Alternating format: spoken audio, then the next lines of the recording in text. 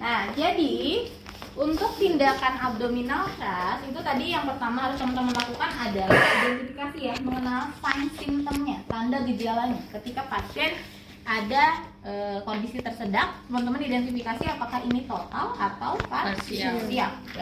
Kalau sudah diidentifikasi, ingat pasiennya biasanya panik ya, terus biasanya dia megang leher. Ya, megang leher seperti ini. Jangan coba-coba teman-teman lakukan identifikasi atau pengkajian lama. Ibu siapa namanya? Nah ya, karena kita panik jadi kita pengen detail gitu ya, terus kita nanya. Tapi kalau kondisi seperti ini, teman-teman cukup melihat tanda gejala secara objektif ya, langsung lakukan tindakannya. Nah, yang pertama akan saya peragakan ini adalah tindakan abdominal thrust. Nah, kalau misalnya pasien seperti ini, posisinya penolong itu tepat ada di belakang pasien, sejajar dengan bahu pasien ya. Nah, sekarang kalau kondisi kaki pasien tertutup, maka kita bantu untuk buka, lebarin ya. Dan satu kaki penolong itu masuk di antara dua kaki pasien. Ini tangan pasien kita lebarkan seperti ini ya. Nah, kalau posisinya udah kayak gini, baru kita lakukan abdominal dengan cara memeluk pasien, tapi posisi tangan kita seperti ini, satu mengepal, satu nutup kayak gini. Jadi nanti yang akan nempel ke area ya. Nah, posisinya di mana? Posisinya ada di area ulu hati. Ulu hati itu tepat di bawah tulang sternum. Nah, kalau teman-teman pegang tulang sternum teman-teman, itu di bawah tulang sternum itu ada yang legok kalau Sunda ya. Ada yang ya, ada kan ya? Nah, itu kalau orang Sunda biasanya dibilang ulu hati ya.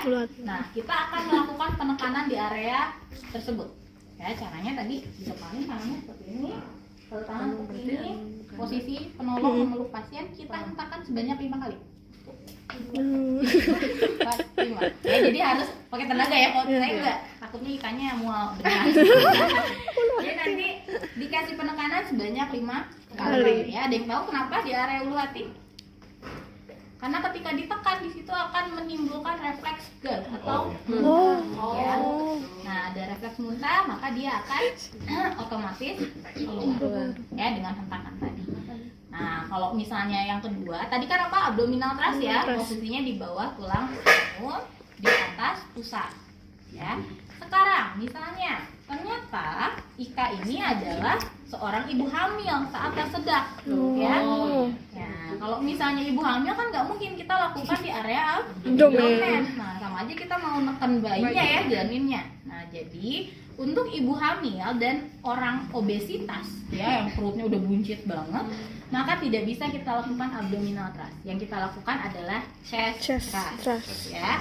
Kalau chest thrust posisinya sama ya, posisi penolong di belakang pasien, dibuka kaki pasien sedikit, satu kaki penolong berada di tengah-tengah kaki pasien. Terus posisinya sama, meluk ya, tangan posisinya sama, tapi penekanannya di area garis imajiner.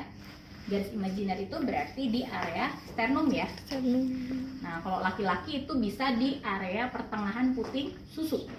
Kalau perempuan ingat ya, jangan pakai patokan puting susu ya. Jadi cukup di patokan masih di area sternum, tapi udah mulai agak ke bawah.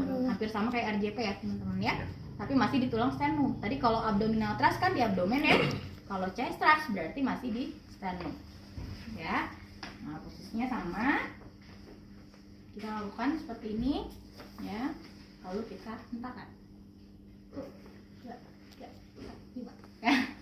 Jadi di sini yang kita butuhkan bukanlah kecepatan tapi tekanan.